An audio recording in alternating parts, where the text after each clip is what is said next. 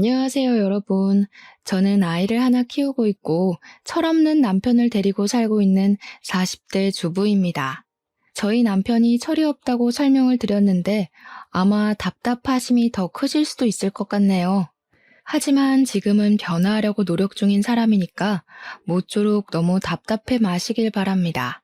제가 들려드릴 이야기는 시댁에 관한 이야기인데요. 참 인터넷에 시댁에 관한 무수한 이야기들이 나돌아다니지만 어떻게 매번 이렇게 새로운 일들이 생길까요? 저의 이야기는 아마 다른 곳에서는 들어본 적 없는 이야기일 것 같습니다. 제 이야기를 들으신 이후에는 속이 뻥 뚫리셨으면 좋겠습니다. 제가 나름 한성가라는 사람이라 당하고만 사는 사람은 아니거든요. 그래서 이곳에 자랑을 하고 싶은 마음도 있어서 찾아오게 되었습니다.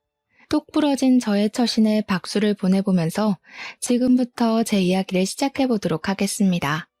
가볍고 즐겁게 즐기면서 들어주시면 감사하겠습니다.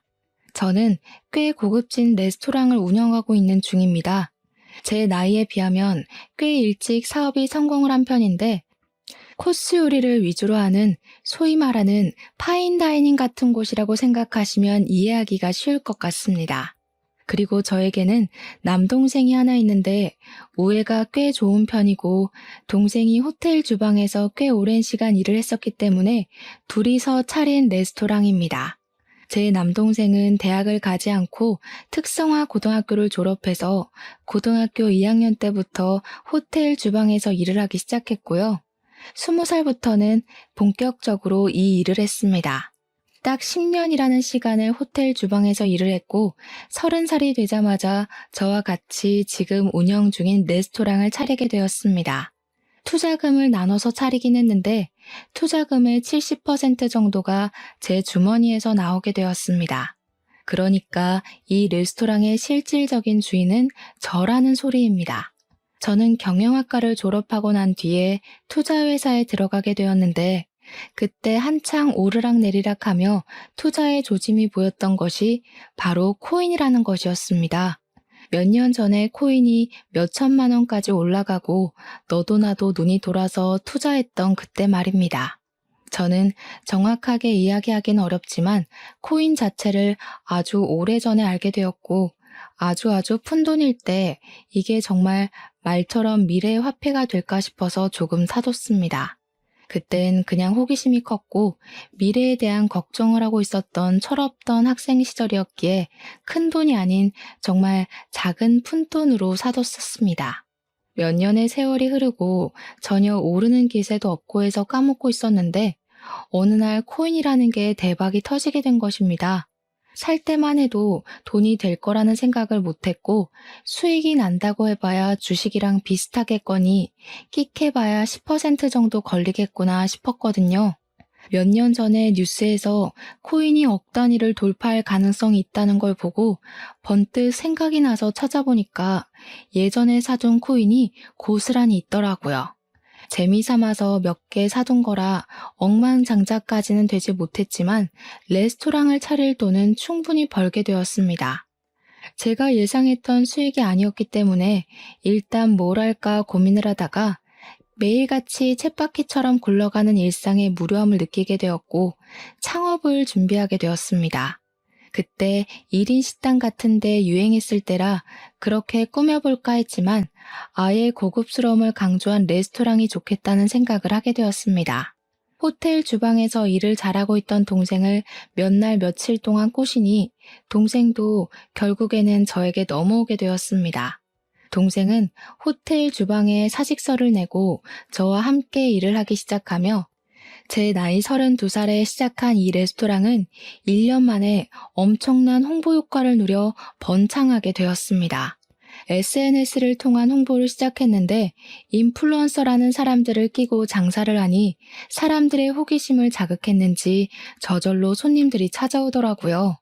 이후에 방송에도 몇 번 장소를 제공하면서 저희 레스토랑은 예약 없이는 들어올 수 없는 곳이 되었습니다.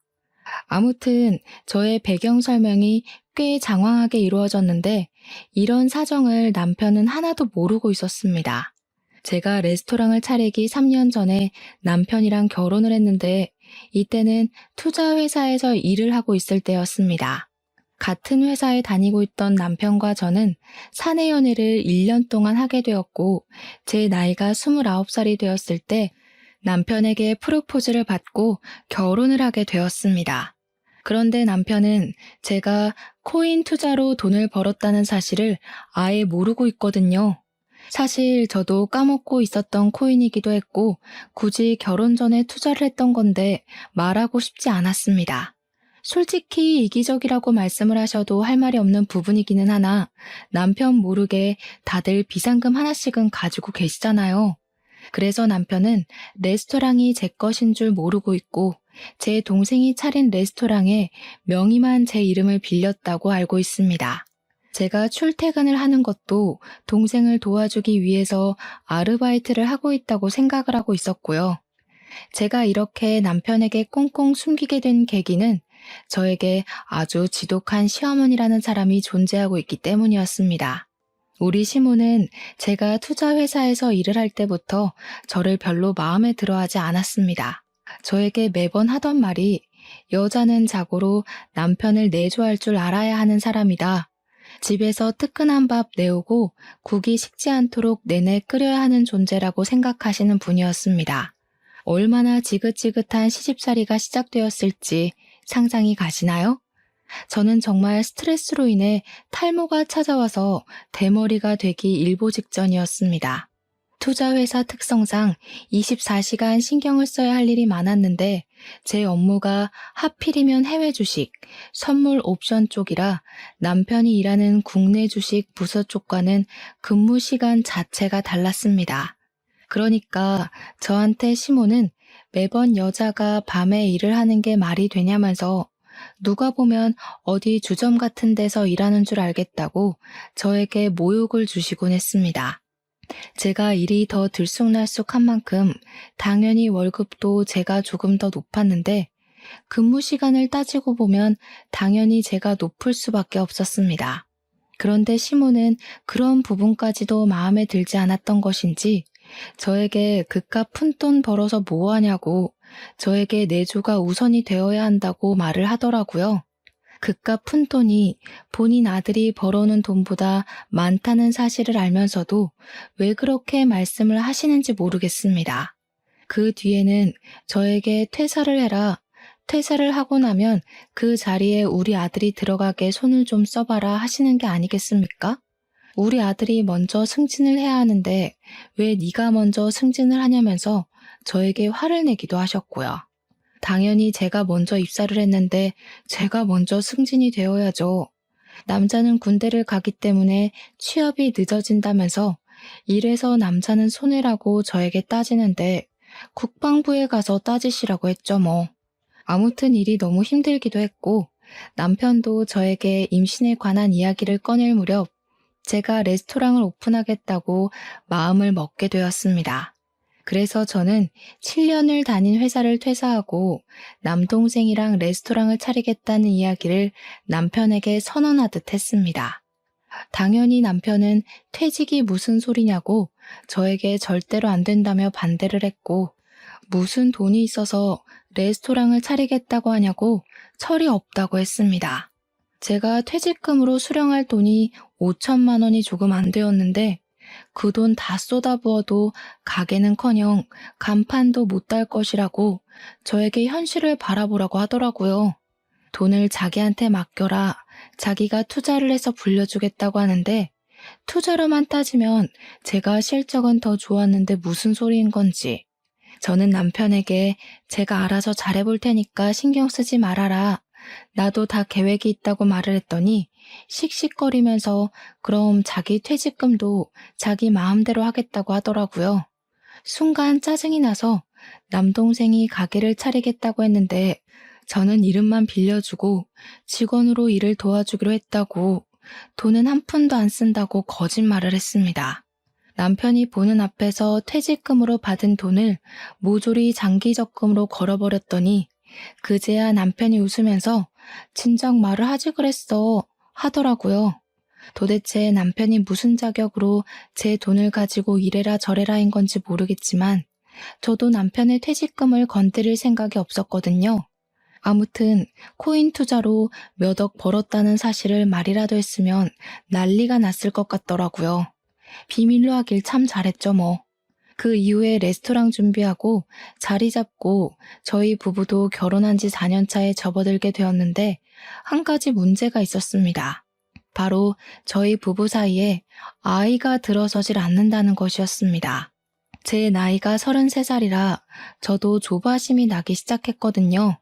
딱히 피임을 하는 것도 아닌데 아이 소식이 없어서 제가 스트레스를 받자 남동생이 오히려 저를 위로해 주더라고요. 다 때가 되면 찾아오는 거라더라. 조바심을 가지지 말라고요. 제가 남동생과 우애가 좋은 이유가 이런 데서 나오는 거죠.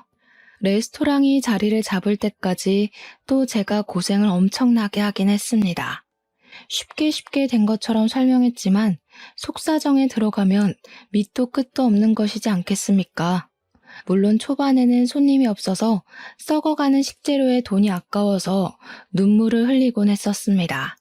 그런데 장사가 잘 된 이후에는 정말 예상치도 못했던 복병이 끼어들게 하는 바람에 다른 의미로 눈물을 삼키게 되었습니다. 남편에게는 정말 이름도 말하기 싫은 치가 떨리는 4살이 어린 여동생이 하나 있었습니다. 그러니까 저한테는 신우가 되는 사람입니다. 그런데 우리 신우가 참 개뿔도 가진 게 없으면서 허세란 허세는 어마어마한 계집애가 아니겠습니까? 백화점 명품관에서 일을 하고 있었는데 본인이 명품이라고 착각을 하는 부류의 사람이었습니다. 제가 결혼을 하고 나서 얼마 안 된 시점에 명품백을 들고 시댁에 간 적이 있었는데 가방을 쓱 보더니 저에게 뾰족한 말투로 이야기를 하더라고요. 언니, 돈 많이 벌어요? 와, 이거 신상백인데? 몇 개월 할부로 긁은 거예요? 직장인이 사기 부담스러울 텐데. 그러니까 시모가 불을 켜고 달려들면서 저거 비싼 거냐고 얼마짜리길래 네 입에서 그런 이야기가 나오냐면서 꼬치꼬치 캐묻는 거예요. 신우가 뭔가 잘 걸렸다 하는 얼굴로 시모한테 저 가방 600만 원짜리 가방이라면서 신상백이라며 저를 보면서 이야기를 하더라고요. 그러니 시모가 완전히 개거품을 물고는 지금 우리 아들 돈으로 그런 사치를 하고 있냐고 내조를 하랬더니 쓸데없는 데에 돈을 쓴다고 화를 내시더라고요. 저도 이런 일로 실랑이를 벌이는 게 싫었고 2번 다시 일어나지 말라는 법은 없으니까 한 번에 확실하게 말을 하는 게 좋겠다 싶었습니다. 이거 제가 번 돈으로 산 거예요.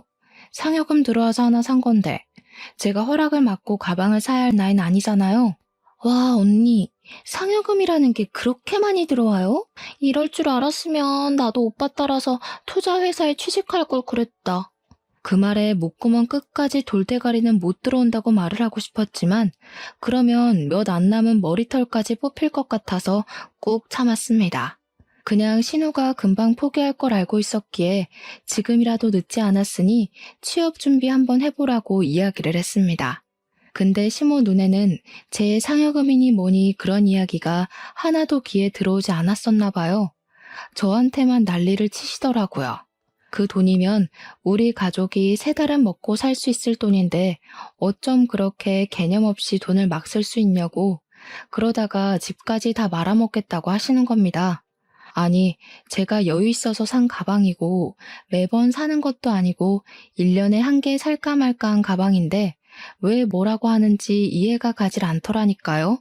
남편한테 사달라고 해서 겨우겨우 얻어낸 것도 아니고 내 돈으로 산 가방인데 말이죠.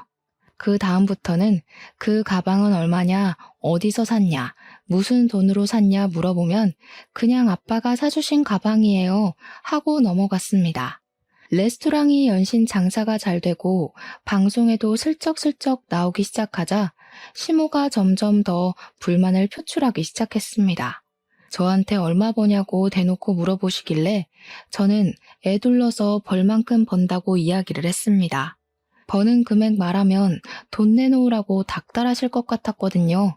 그런데 레스토랑 특성상 주말이고 명절이고 없이 예약을 받아서 일을 하지 않겠습니까? 제가 명절 당일 딱 하루만 일을 쉬었는데 남편이 시댁 가봐야 시모가 잔소리만 하고 저랑 싸움이 꼭 나니까 자기도 시댁에 가기가 싫은 거죠. 은근히 제 핑계를 대면서 오전에만 시댁에 들렸다가 오후에는 친정에 가봐야 한다고 나와서 저희 집으로 갔거든요. 시무는 그게 너무나도 서운했고 탓할 곳이 필요했는데 제가 레스토랑을 차린 이후부터 명절 당일만 방문을 했으니 제 탓이라고 생각을 하신 겁니다. 저한테 네가 벌어봐야 얼마나 번다고 그렇게 소처럼 일을 하냐, 언제는 그만두라던 투자회사에 남아있지 그랬냐 하시는데 짜증이 났죠. 어머님이 제가 그만둬야 남편이 승진을 할 수 있는 거 아니냐고 하셨잖아요. 근데 우리 남편은 제가 그만두고도 여전히 대리네요. 여자가 집에 찰스닥 달라붙어서 내조를 잘해야 남편이 길을 펴고 승승장구하는 법인데 네가 레스토랑을 한답시고 매번 밖에서 어우 정말 그만 좀 해. 엄마는 왜 그렇게 잔소리를 해? 우리도 오늘 하루 쉬는 거 그냥 푹 쉬고 싶었는데 명절이라고 방문한 거야. 아이고 예전에 엄마 말이라면 껌뻑 죽던 우리 아들이 아휴 마누라한테 얼마나 잡혀 살면 저렇게 팔불출이 됐을까. 제가 어이가 없어서 그냥 입 다물고 시무를 무시하기 시작했는데 계속 뒤통수에 대고 곡소리를 내시더라고요. 어릴 때는 엄마 품이라면 좋아서 안겨붙고 엄마만 사랑한다고 하더니 장가가고 나서 소용도 없다고 쓸모없는 놈이 됐다고 하시면서요. 어릴 때 엄마 품에 엉겨붙지 않은 아이가 어디 있나요? 다들 하나같이 엄마를 제일 사랑하지 않나요? 그런 와중에 신우가 저한테 와서는 언니네 가게 진짜 장사 잘 되는 것 같다고 예약을 하고 싶은데 예약이 안 된다고 구시렁거리더라고요. 그러면서 자기 친구들 앞에서 기 한번 살리고 싶은데 저희 가게에 와서 밥 한 번만 먹게 해주면 안 되냐고 막 조르는 게 아니겠습니까? 이 계집애가 진짜 여우인 게 둘이 있을 땐 이런 소리 한 번을 안 하다가 시무가 저를 지켜보고 있으니까 그런 소리를 하더라고요. 시댁 눈치가 보이는 상황에서 제가 신우랑 맨날 싸워봐야 누구한테 좋겠습니까? 그 한 끼가 상당한 값을 지불해야 하는 음식이긴 하지만 제가 시무랑 신우한테 한턱 쏠 수 있긴 했죠. 시무한테 그러면 시무랑 나를 잡고 한번 방문해서 밥 먹고 가라고 했더니 신우가 엄청나게 좋아하더라고요. 그러더니 며칠 뒤에 갑자기 오늘 갈게요 하고 문자 하나만 딱 보내놓은 게 아니겠습니까? 미리 연락을 해줘야 저희도 준비를 할 텐데 말이죠. 신우는 오늘밖에 시간이 안 돼서 그렇다면서 이해를 좀 해달라고 하더라고요. 그리고 시간에 맞춰서 방문을 했는데 제가 분명 시무랑 함께 오라고 말을 했었잖아요. 근데 제 친구들 3명을 끌고 떡하니 나타난 거예요. 허세 가득한 말투로 제일 좋은 걸로 4인분 달라고 하는데 한 대 쥐어받고 싶었습니다. 남동생한테 미안하긴 했지만 우리 신우가 친구를 끌고 왔으니까 잘 좀 신경 써서 요리해달라고 부탁을 했더니 남동생이 솜씨를 제대로 발휘했더라고요. 코스 요리에 포함되지 않은 디저트까지 내어주면서 우리 누나 잘 예쁨 받을 수 있게 잘 부탁드린다고 인사까지 하고 온 겁니다. 친구들은 너네 세연이 너무 멋있다 하면서 축켜 세워주니까 신우 어깨에 뽕이 가득 차올라서 생전하지도 않던 고맙다는 인사까지 저한테 하고 사라지더라고요. 이렇게 간단하게 신우의 마음을 사로잡을 수 있는 거였다면 진즉에 이런 걸 하고 말았는데 다음날 시무에게서 예상치 못한 연락이 왔습니다. 자기도 친구들이랑 제 레스토랑에 방문을 할 테니 어제 신우가 먹은 코스 요리 그대로 준비를 좀 해달라고요. 어이가 없었지만 이왕 봉사하기로 마음을 먹었으니까 몰아서 해준다는 느낌으로 동생에게 다시 한번 부탁을 했습니다. 이번에도 동생은 무척이나 신경을 써서 어르신들이 쉽게 먹을 수 있는 디저트까지 준비를 해서 코스 요리를 채워주었습니다. 시모 친구들이 어우 며느리가 아주 대단하네 하면서 칭찬을 해주시는 소리에 기분이 좋았는데 시모가 굼벵이도 주르는 재주가 있는 법이지 하더라고요. 그러면서 워낙 자기 아들이 돈을 잘 버니까 며느리가 이런 데서 일을 안 했으면 하는 게 솔직한 자기 심정이라고 하면서 은근히 저를 깎아내렸습니다. 여기서 백날 일해봐야 뭐해? 몸만 힘들지. 우리 아들이 벌어오는 돈의 반도 못 벌 텐데 고생만 하고. 차라리 집에서 내조하는 게 낫지 않겠어? 어때? 다들 그렇게 생각하지? 나만큼 며느리 생각하는 시어머니도 없다니까? 그런 말을 듣고 누가 좋아하겠습니까? 어이가 없네 하고 마는 거죠. 식사 맛있게 하셨냐고 어색하게 인사를 드리니까 시모 친구들이 나중에 우리 오면 잘해줘 하면서 잘 먹었다고 기분 좋게 말씀을 해주셨습니다. 그 뒤로 시모가 저에게 자기 친구가 간다고 하니까 잘해줘라. 지난번에 먹은 디저트가 맛있던데 따로 포장을 좀 해줘라 하는 명령을 하시더라고요. 이번에는 우리 교회 권사님이 방문을 하신다는데 그분은 따뜻한 차만 드시니까 대추차를 준비해라 하면서 말이죠. 사촌이 식당에 가보고 싶다고 했다면서 할인을 해달라고 당당하게 말씀을 하시는데 부탁도 아니고 명령조로 이야기를 하면 누가 기분 좋게 네 하고 대답을 하겠습니까? 처음 몇 번은 시모가 해달라는 대로 들어주다가 밑도 끝도 없이 요구를 하니까 예약 자리 없어요, 안 돼요 하고 거절을 하기 시작했습니다. 계속된 거절에 시모도 기분이 나빴는지 저한테 고작 그거 운영한다고 지금 유세를 떠는 거니 시모가 웃음니 하는 막말을 하시더라고요. 제가 대놓고 거절을 하기 시작하니까 시모도 점점 부탁하는 일이 뜸해졌는데 어느 날 신우가 결혼을 하겠다면서 폭탄 선언을 했습니다. 신우도 30이 넘었으니까 언젠간 시집을 가겠지 하긴 했지만 이렇게 갑작스러울지는 몰랐죠. 근데 신우가 글쎄 저한테 우리 가게에서 브라이덜 샤워인지 뭔지를 하겠다면서 장소를 빌려달라고 하는 게 아니겠습니까? 저한테 룸을 빌리고 싶다고 하길래 제가 몇 명이나 오는 거냐고 물어봤더니 총 7명이 사용을 할 거라고 하더라고요. 저희 가게에 딱 하나 룸이 있는데 이벤트를 원하는 손님들을 위해서 대관을 해드리고 있었거든요. 신우가 말한 날짜를 보니까 예약이 딱 없는 날짜길래 알겠다고 하고 룸 빌리는데 기본으로 들어가는 비용이 30만 원이라고 설명을 했습니다. 룸 대여값은 30만 원이고요. 1인당 코스 요리는 24만 원인데 20만 원에 해드릴게요. 서비스로 룸 꾸미는 비용은 제가 해드릴게요. 총 170만 원 보내주세요. 그랬더니 신우가 버럭 저에게 화를 내는 게 아니겠습니까? 언니, 지금 나한테 돈을 받으려고 그런 소리를 하는 거야? 아, 내가 그동안 언니를 너무 풀어줬지? 신우 무서운 게 뭔지 보여줘? 내가 결혼까지 하는데 선물을 쥐어줘도 모자랄 판에 지금 나한테 룸 비용에 음식값까지 받겠다고? 그것도 무려 170만 원이나? 내가 돈이 어디 있어서 그 돈을 내고 빌려. 그럴 거였으면 언니네 가게 안 가고 다른 데로 가지. 그냥 해줘. 지난번에도 공짜로 밥 먹게 해줘놓고 왜 그래? 그래도 양심은 있으니까 룸 빌리는 비용 30만 원은 낼게. 구구절절 돈 없다는 소리를 뭘 그렇게 열심히 화를 내면서 말을 하는지. 세상에 공짜가 어디 있나요? 그리고 호의도 제가 해주고 싶어서 해줘야 호의죠.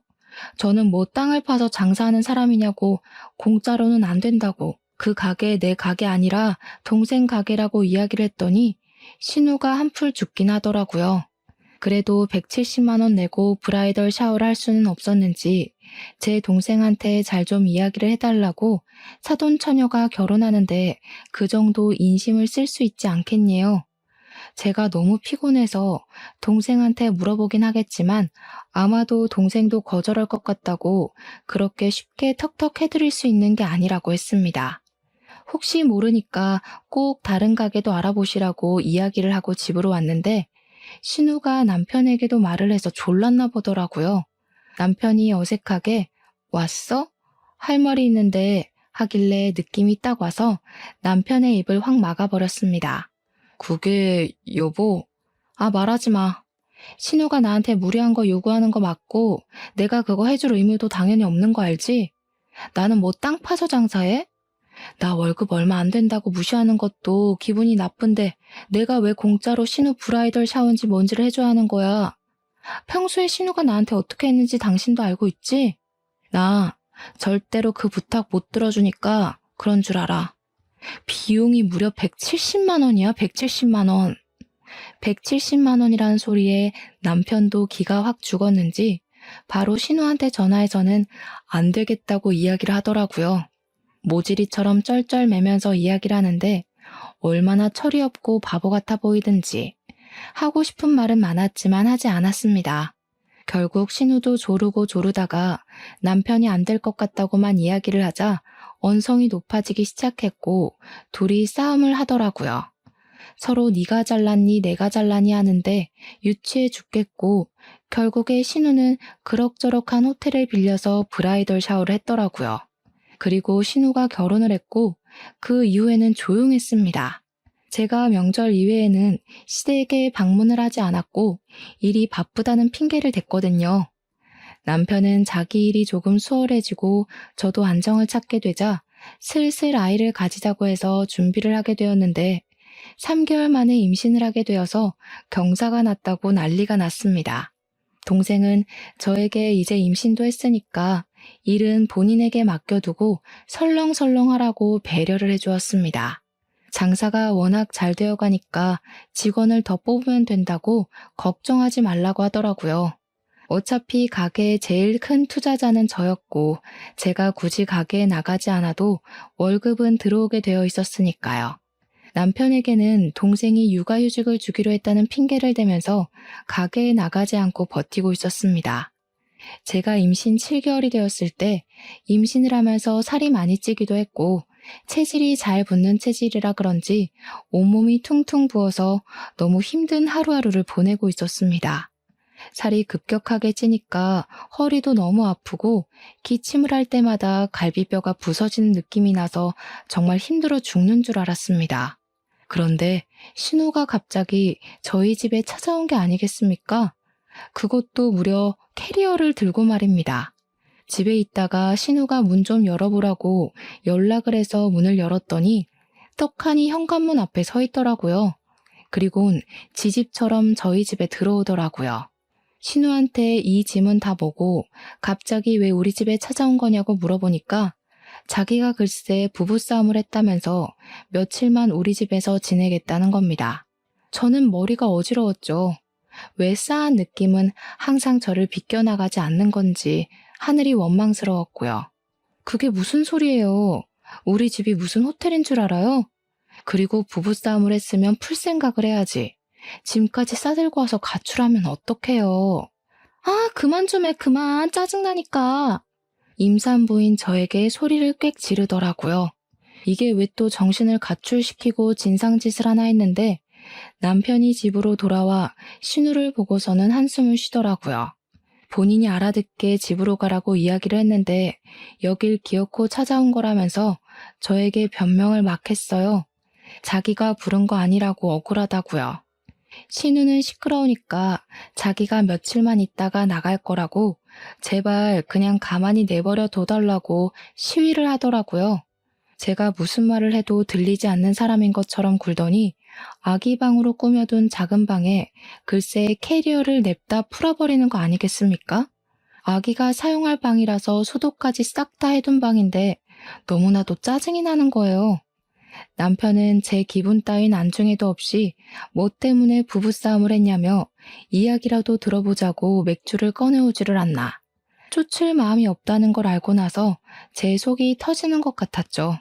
글쎄 신우가 부부싸움을 한 이유도 아주 사소했습니다. 신우가 음식물 쓰레기가 더러워서 못 버리겠다며 며칠을 그냥 내버려뒀대요. 한여름에 음식물 쓰레기를 집에 방치했으니까 파리가 꼬였고요. 우리 신우의 위생 개념이 정말 말도 안 되게 없는 거죠, 그냥. 파리가 웽웽 꼬이는데 음식물 쓰레기 처리는 안 하고 빨래도 제대로 안 해서 쉰내가 나고 그러니까 심해부가 난리가 난 겁니다. 거기다가 신우가 결혼을 하자마자 그놈의 내조를 하겠다면서 명품관 일도 그만둬서 백수로 지내고 있거든요.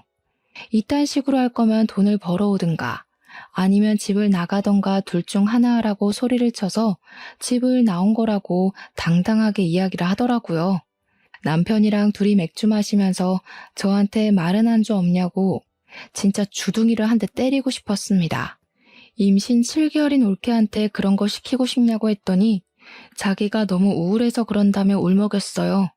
그래서 그냥 마른 안주 꺼내주고는 내일은 집에 가라고 했습니다. 도대체 술을 얼마나 마신 건지 저는 피곤해서 먼저 자고 아침에 일어났는데 집이 난장판이 되어 있더라고요.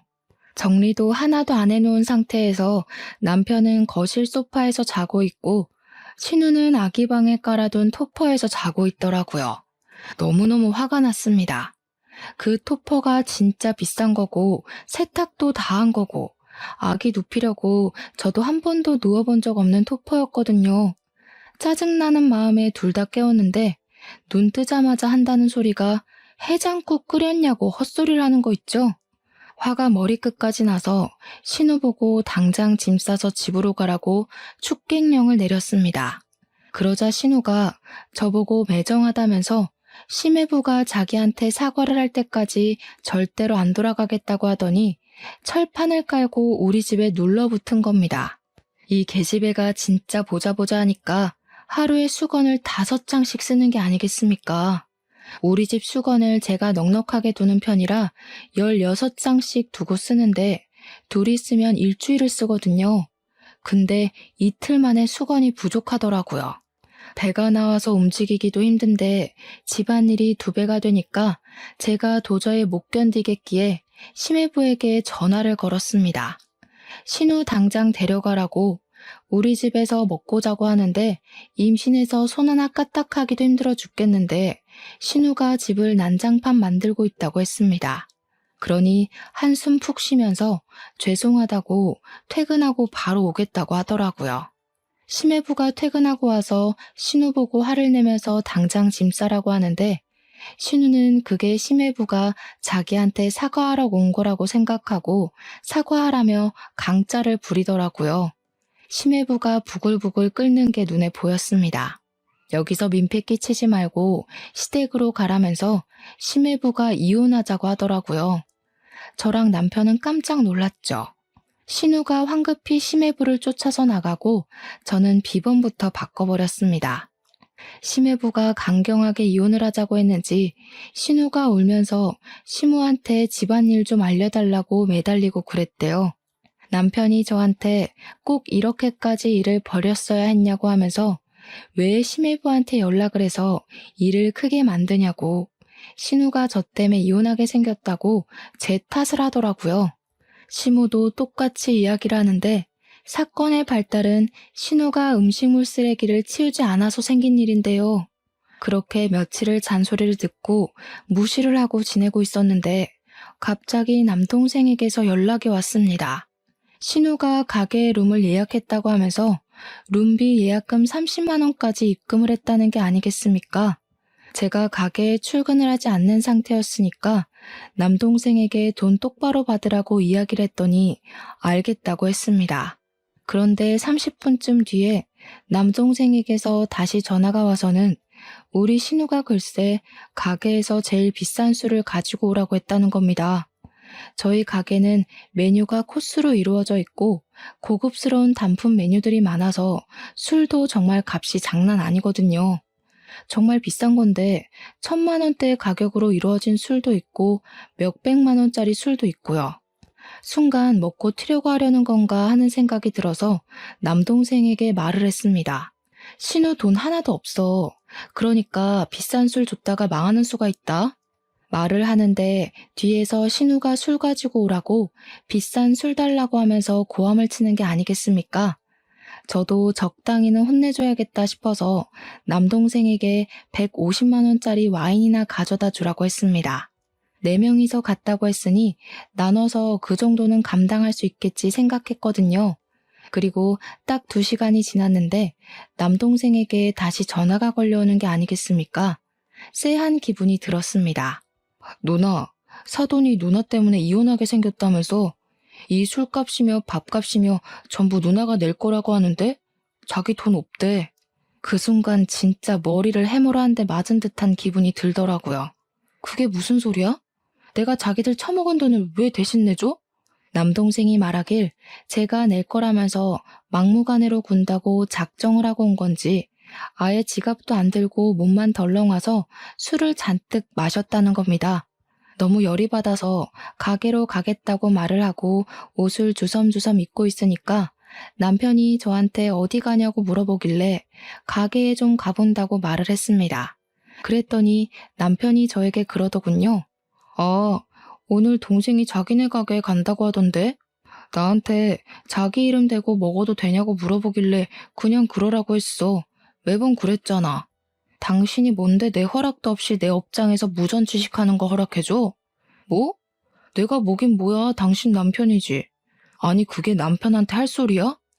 그러니까 당신 말만 들으면 신우가 와서 돈 한 푼 안 내고 공짜로 밥 먹고 갈 거라는 걸 알고 있었다는 이야기잖아. 가족끼리 무전 취식이 무슨 소리야, 정말. 지금 이혼 때문에 속 시끄러운 애한테 그 정도 서비스는 해줄 수도 있잖아. 그거 해봐야 얼마나 한다고. 진짜 너무한 거 아니냐? 코스 요리 4인분일 텐데 별로 되지도 않는 걸로 그냥 한번 서비스 해주고 생색내고 하면 될 걸 가지고. 그래? 그 얼마 되지도 않는 거 당신 돈으로 결제하자 그럼. 그랬더니 돈 없다고 말하기도 민망하고 자존심이 상한 건지 뭔지 남편이 자기 동생 밥 한 번 못 사주겠냐고 흔쾌히 카드를 내밀더라고요. 저한테 바가지 긁을 생각하지 말고 정확하게 먹은 금액만큼만 계산하고 오라고 하길래 걱정하지 말라고 영수증까지 끊어주겠다고 하고는 가게에 달려갔습니다. 저녁 시간이라 그런지 택시를 타고 아주 금방 도착하더라고요. 그런데 쩔쩔매는 남동생에게 다가가니까 글쎄 신우가 시켜 먹은 와인이 한 병이 아니라 무려 3병이나 되는 게 아니겠습니까?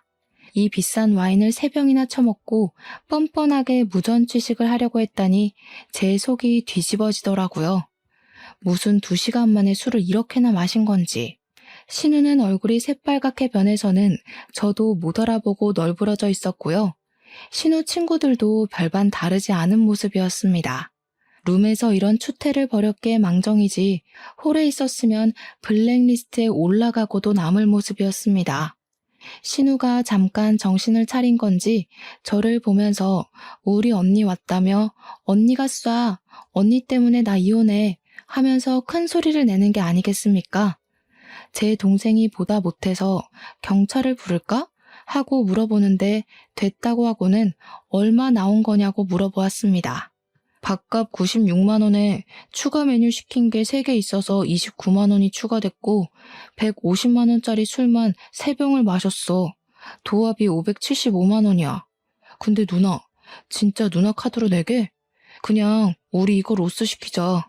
제가 동생에게 남편 카드를 쥐어주고 가서 계산하고 오라고 했더니 남동생이 씩씩거리면서 억울하지도 않냐고 그냥 경찰 부르자고 하더라고요. 그래서 남동생에게 카드를 자세히 봐라. 서명이랑 이름 보면 딱 알지 않겠냐고 했더니 동생이 앞뒤로 돌려보고는 피식 웃더라고요. 저한테 부가세 10%는 별도로 긁겠다고 하길래 웃으면서 마음대로 하라고 했습니다.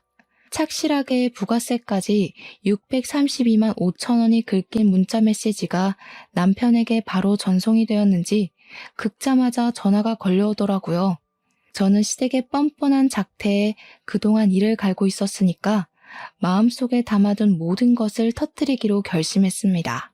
아무렇지 않게 전화를 받아서 왜? 하고 남편한테 말을 했더니 금액에 충격이라도 받은 것인지 남편이 무슨 밥값이 이러면서 말을 잇지 못하고 고함만 지르더라고요. 바가지를 긁지 말라고 했더니 무슨 명품백이라도 산 거냐고 어떻게 밥값이 이렇게 나올 수 있냐고 노발대발하는 게 아니겠습니까? 저는 남편이 울분을 다 터뜨릴 때까지 기다렸다가 차근차근 설명을 해주었습니다. 신우가 와서 코스 요리 4인분 96만 원어치를 먹었고 추가로 단품 요리를 3개 시켰는데 이게 29만 원이야. 그리고 무려 150만 원짜리 와인을 3병이나 드셨네? 남편이 씩씩거리다가 계산기를 두들기는지 저한테 합이 575만 원이지 않냐고 왜 600만 원이 넘는 금액이 긁힌 거냐고 하더라고요. 아마 150만 원짜리 술 3병 마셨다는 말에 지도 부들부들 떨고 있는 것 같았습니다. 고객님, 부가세는 별도입니다. 10% 붙이셔야죠.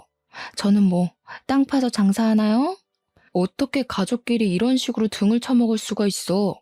당장 집에 와서 이야기해. 카드도 전부 취소하고 한 끼 밥값에 600만 원이 넘는 게 이상하잖아. 먹은 건 당연히 계산을 제대로 하셔야죠. 저는 바가지 안 긁고 정확하게 계산했을 뿐인데요. 카드 취소하면 그쪽 여동생은 무전 취식으로 경찰서에 인계할까요? 그리고 전화를 끊어버리고 휴대폰 전화도 꺼버렸습니다. 집으로 들어가 봐야 싸움만 날 게 뻔하니까 그 시간에 죄송스럽게도 친정으로 도망을 쳤죠. 남동생이 저한테 진짜 상황이 답이 없다면서 이걸 어떻게 잘 풀어나가야 할지 감이 안 온다고 하더라고요. 저라고 별 수 있겠습니까? 두 번 다시는 이런 상황이 오지 않게 부딪히는 수밖에 없죠. 호의를 권리인 줄 아는 것 같으니 나는 더 이상 저런 시댁과 함께 살 수 없어. 그 말고 함께 저는 친정에 눌러붙었고 시모가 저에게 주제도 모르고 화를 내더라고요. 언제까지 가정은 나 몰라라 하고 친정에 있을 거냐고, 우리 아들이 너 때문에 밥도 제대로 못 먹고 출퇴근을 한다고 소리치는데 솔직히 가소로웠습니다. 밥은 둘째치고 내가 어제는 빨래까지 해주러 너네 집에 갔다 왔다. 너 정말 이혼당하고 싶어서 그러니? 이제는 너까지 이혼시켜야 속이 시원하겠어? 쥐꼬리만큼 벌어서 앞으로 어떻게 살게? 홀몸도 아니고 애까지 있으면서 여자 혼자 아이 낳아 키우면서 사는 게 쉬운 줄 알지? 그거 어려운 일이야. 네네, 잘 알겠고요. 혼자서 한번 해보고 말해드릴게요. 어려운지 쉬운지. 그 인간 반품하겠습니다. 그리고 바로 이혼 소장을 남편에게 보내버렸더니 그제야 덜컥한 건지 바로 친정으로 달려와서 무릎부터 꿇고 빌더라고요.